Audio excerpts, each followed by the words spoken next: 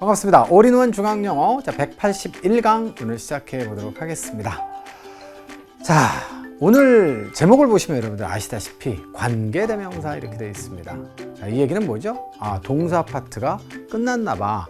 자, 이런 의미가 되겠죠.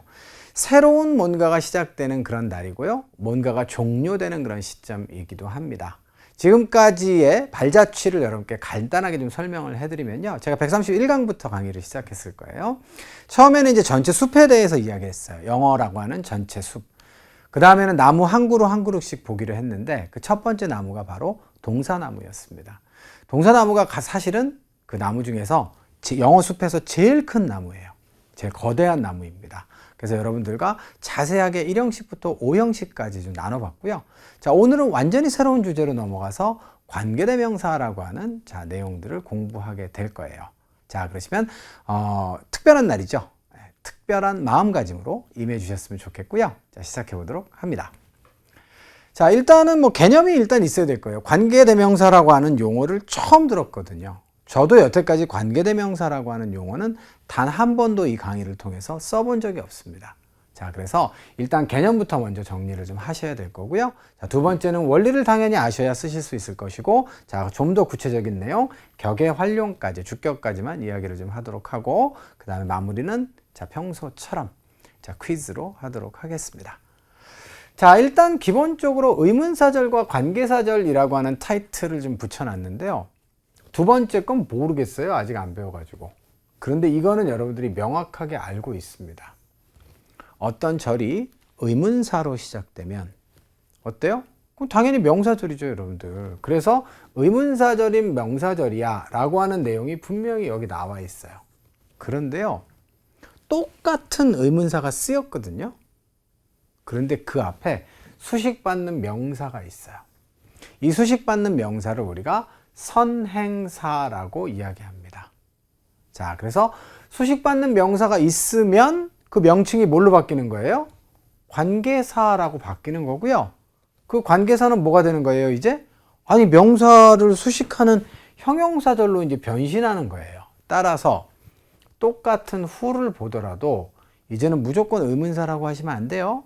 명사절 자리에 들어가 있으면 뭐라고 하실 거예요? 의문사. 하지만 여러분들 앞에 선행사를 두고 뭐뭐하는 명사 이렇게 해석할 때는 뭐라고 부르실 거예요? 관계사라고 부르셔야 돼요. 자, 그래서 이 내용부터 먼저 예문으로 검증을 좀 하고 싶은데요. 자, 첫 번째 보십시다. I don't know. 난 몰라요. 뭐를? 요거는 목적어의 절입니다. 맞죠? 뭘 몰라요? His name이 주어고 얘가 동사고 당연히 문장에 보호가 필요한데 몰라요. 그의 이름이 뭐뭐뭐이단데 그 모르는 명사를 what으로 놓고 앞쪽으로 이렇게 당겨 놓은 거잖아요. 그래서 그 사람의 이름이 무엇인지를 모른다가 되겠고 당연히 이것은 명사절이니까 목적어의 역할을 하는 명사절로 여러분들이 보시면 되겠습니다. what 다음에 불완전한 문장이 오는 것은 똑같아요. 이해되셨어요? 자, 주목하셔야 되는 것은 의문사가 문장의 맨 앞에 튀어나와 있으면 자, 그 앞에 또 다른 접속사가 필요하다 없다? 필요 없다. 그 얘기를 다른 말로 바꾸면 what 자체가 뭐예요? 대명사이기도 하지만 자, 보호 자리에 들어간 명사를 몰라서 대신 쓴 대명사이기도 하지만 동시에 what이 명사절을 이끄는 접속사다 라고 볼 수 있는 거예요. 접속사가 없다라고 볼 수도 있지만 이 아이가 명사와 접속사의 역할을 동시에 하고 있다라고 볼 수도 있는 거예요. 왜냐하면 문장이 두 개가 연결되는데 접속사가 없을 수는 없으니까. 그래서 자, 그런 컨셉이라는 점을 기억하시면 여러분들 되겠고요. 두 번째로 가겠습니다. 그런데 관계사절은 어떨까요? 토요일 날이 유일한 날이야. 이렇게 써져 있어요. 그런데 뒤쪽에 이제 이게 나와 있네요. 자, 여태까지는 여러분들 이게 나오면 뭐지? 당황해 하셨겠지만 이젠 당황해 하지 마세요. 바로 앞에 명사를 두고 의문사가 이렇게 출현했다라고 하면 쫄 필요 한 개도 없어요. 뭡니까? 뭐뭐하는 유일한 날 이렇게 하시면 돼요. 내가 쉴 수 있는 유일한 날 이렇게 하시면 됩니다. 참고로 when이라고 하는 단어는 의문 부사였죠. 뒤쪽에는 완전 문장이 오는 게 맞았을 거예요. 기억나시나요? 뒤쪽에 완전 문장이 왔나요? 이건 똑같아요, 여러분들. 변한 건 딱 하나. 뭐? 바로 앞에 명사가 왔다. 이 점만 바뀐 거예요. 그래서 해석은 어떻게 됩니까? 내가 쉴 수 있는 유일한 날. 쉴 수 있는 유일한 날. The only day when I can relax. 라고 하는 문장이 성립이 되어 있는 거예요. 자, 납득이 되셨죠? 네, 그래서 예문을 통해서 충분히 이제 명사가 앞에 있으면 관계사라고 부르고 없으면 의문사라고 불러야지. 의문사는 명사절, 관계사는 형용사절. 여기까지 정리했어요? 자, 하나 더 보겠습니다. 내가 사람을 필요로 해요. 근데 어떤 사람입니까? 바로 이번에 또 의문사가 또 나와 있네요. 그러면 이건 의문사라고 부르면 안 되죠? 명사 다음에 나와 있으니까. 주어, 동사, 목적어 다 나왔잖아요. 따라서 자, 요거는 이제 뭐뭐 하는 사람으로 해석하시면 돼요. 어떤 사람이에요? Play the violin. 바이올린을 연주할 수 있는 사람을 필요로 해. 우리는 이런 내용이 되겠습니다. 납득되셨나요? 자, 두 개의 예문을 통해서 충분히 숙달됐을 거라고 보고요. 자, 후는 당연히 뒤쪽에 완전 문장이 와요? 불완전한 문장이 와요? 쟤는 명사잖아요. 그러니까 뒤쪽에는 명사가 하나 빠져 있을 것이고 여기는 지금 주어가 없는 거예요. 이런 원리는 하나도 변하지 않았어요. 딱 하나 변한 건 뭐라고요? 앞에 명사가 있다, 없다. 요 자체가 명사 자리에 와 있다, 아니면 명사 뒤에 와 있다의 차이만 있는 것입니다. 됐죠? 네. 자, 그러면 이제 관계대명사. 그러면 관계사도요, 여러분들. 따져보면 몇 가지가 있겠어요? 대명사와 부사가 있겠죠. 왜? 의문사도 의문 대명사와 의문 부사가 있었으니까. 그래서 관계사도 두 개로 나눠서 볼 건데 오늘은 관계 대명사부터 여러분께 시작을 하려고 해요. 자, 관계 대명사는 뭘까요, 도대체? 자, 일단 조건이 있는데 첫 번째는 뭐예요? 선행사가 반드시 있어야 된다. 자, 선행사는 앞 선자에 갈 행자를 쓰는 거예요. 가다. 앞에 가는 단어다라고 해서 선행사라고 하는 겁니다. 어떤 사람들은 선행명사라고 부르시는 분도 있어요. 자, 이거는 필수일까요? 아닐까요? 당연히 꼭 있어야겠죠. 수식받는 명사는 반드시 있어야 됩니다. 그 다음에 두 번째 특징을 여러분들이 오늘 강의에서 핵심으로 기억하셔야 되는데요. 형용사절 안에, 그러니까 관계대명사절 안에는 선행사하고 중복되는 명사가 있으면 안 돼요, 여러분들. 자, 그래서 그걸 예문으로 보여드리려고 하거든요. 자, 보세요. 걔가 그 소년이야. 근데 어떤 소년이에요? 자, 바로 더 보이를 생략하지 않고 집어넣어 보겠습니다. 자, 그 소년이 창문을 깨뜨렸던 그 소년. 말 돼요? 안 되죠. 자, 이거를 빼면 어때요? 창문을 깨뜨렸던 소년이야. 그 소년이야. 그 사람이. 이건 말이 되죠. 따라서 예문을 통해서 여러분들 느낄 수 있는 건 뭐예요? 관계대명사절 안에는 선행사하고 중복되어 있는 명사가 존재하면 해석이 안 돼요. 엉터리가 되는 거예요. 그래서 중복되는 명사는 없어져야만 합니다. 따라서 이 자리에 형용사절의 접속사를 뭔가를 집어넣어서 이 전체를 형용사절로 만들어주고 싶은데 얘는 접속사 역할만 하면 안 돼요, 이제는. 누구 역할도 겸해야 돼요. 없어진 명사, 중복되는 명사의 역할도 겸해야 되는 것이죠. 그래서 접속사 플러스 명사의 역할을 겸하는 한 단어로 쓰는 거예요. 자, 그래서 이름이 뭐예요? 형용사절의 접속사라고 그래서 안 부르는 거예요. 그래서 뭐라고 불러요? 자, 접속 대명사 혹은 관계 대명사라고 부르는데 미국 사람들도 relative pronoun이라고 부르기 때문에 관계라고 하는 말을 써요. 접속 대신에. 그래서 관계 대명사는 풀어서 해석하면 접속사와 대명사 역할을 겸하는 단어예요. 라고 하는 의미가 되겠습니다. 그래서 누구를 데려다 쓰는 거예요? 그렇죠. 그걸 겸할 수 있는 단어는 의문대명사밖에 없어요, 여러분들. 그래서 의문대명사 who, what, which 셋 중에서 골라서 관계대명사를 겸직하게끔 만들어 놓은 것이 영어의 문법입니다. 그런데 그 중에서 what은 특수한 아이라 나중에 저희가 따로 배울 거고요. 그래서 who하고 which에 대해서만 여러분들과 이야기를 나누면 되겠어요. 자, 그러면 이제 이렇게 되는 것이죠. 이 who는 뭐예요, 여러분들? 접속사예요. 문장을 이었으니까. 두 번째는 뭐죠? 이게 뒤에 주어가 없잖아요. 그러니까 명사의 역할을 겸하기 때문에 자, 대명사의 역할과 접속사의 역할을 겸한다라고 볼 수 있는 거예요. He's the boy who broke the window. 창문을 깨뜨렸던 그 소년이야. 이렇게 되는 것이죠. 소년이 중복되면 형용사절은 성립되지 않습니다.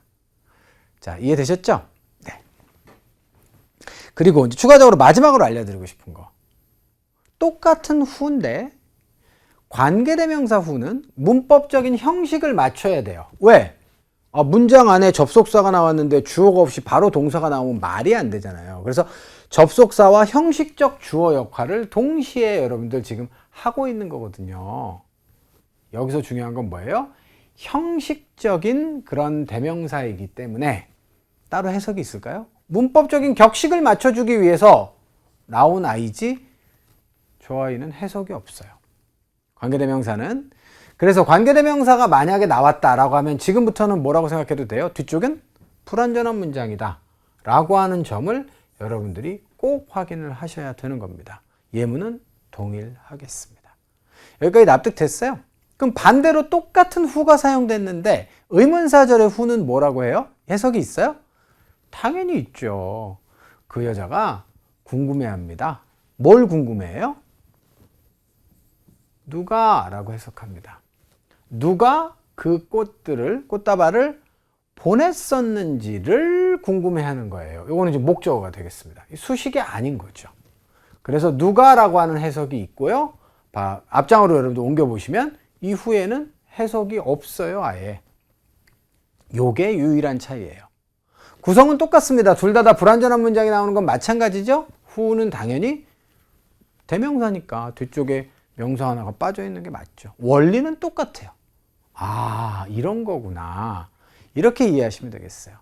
자, 그럼 관계대명사를 이제 who도 쓰고 which도 쓰고 여러분들 쓰셔야 될 텐데 단순하게 문장을 해석하기만을 원하신다라고 하면 지금부터의 내용은 필요가 없을 수도 있어요. 그런데 이건 중학과정이건 고등과정이건 간에 어마무시하게 시험에 출제가 됩니다.